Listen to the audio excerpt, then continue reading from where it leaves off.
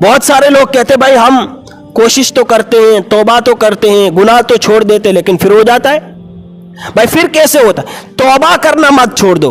हाँ, बाज आ, हर आंच हस्ती बाज आ, गर काफिरो गबरो बुत परस्ती बाज आ, ई दरगाहे माँ दरगाहे नाउमीदी नेस्त, सद बार अगर तौबा शिकस्ती बाज आ।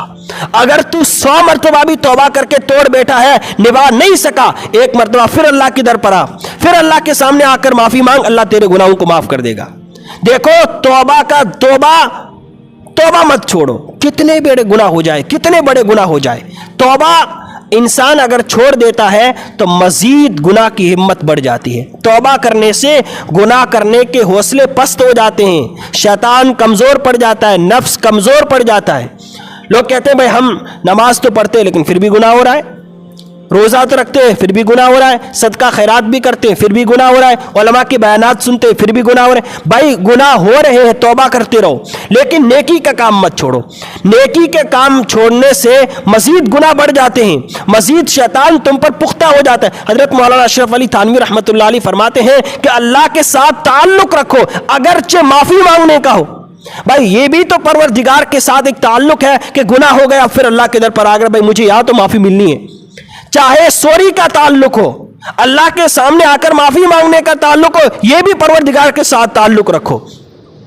बार बार तौबा टूट रही है, बार बार माफी मांगो और अल्लाह के सामने यह दुआ किया करो कि ऐ मेरे परवरदिगार, मुझे इस तौबा पर खरा उतरने की तौफीक अता फरमा।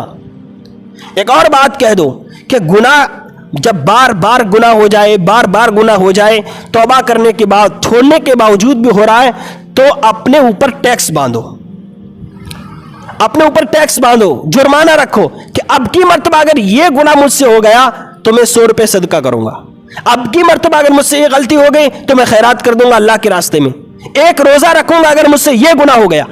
तो जब इस तरह हम अपने नफ्स पर टैक्स बांधेंगे, जुर्माना रखेंगे, तो ये नफ्स कमजोर पड़ जाएगा। हाँ, इस तरह अपने नफ्स को मारो, अपने नफ्स को कुचलो तो नफ्स कमजोर पड़ जाएगा। हमारे लिए नेकी पर चलना, दीन पर चलना, नमाजों का पढ़ना, रोजों का रखना, कुरान की तिलावत करना हमारे लिए आसान हो जाएगा, शैतान हमसे दूर होता चला जाएगा।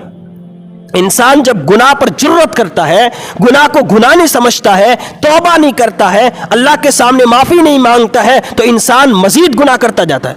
कुरान कहता है मन यामल सुअन औ यज़लिम नफ्सा सुम्मा अस्तगफिरिल्लाह, जिसने गुनाह किया, मन यामल सुअन औ यज़लिम नफ्सा, अपनी जानों पर जुल्म करके, सुम्मा अस्तगफिरिल्लाह, फिर अल्लाह के सामने इस्तिग़फ़ार करे, फिर अल्लाह के सामने तौबा करे, यजिदिल्लाह गफूर और रहीमा, वो अल्लाह को गफूर भी पाएगा यानी माफ करने वाला, और रहीम भी पाएगा कि मजीद उस पर रहमतें करेगा।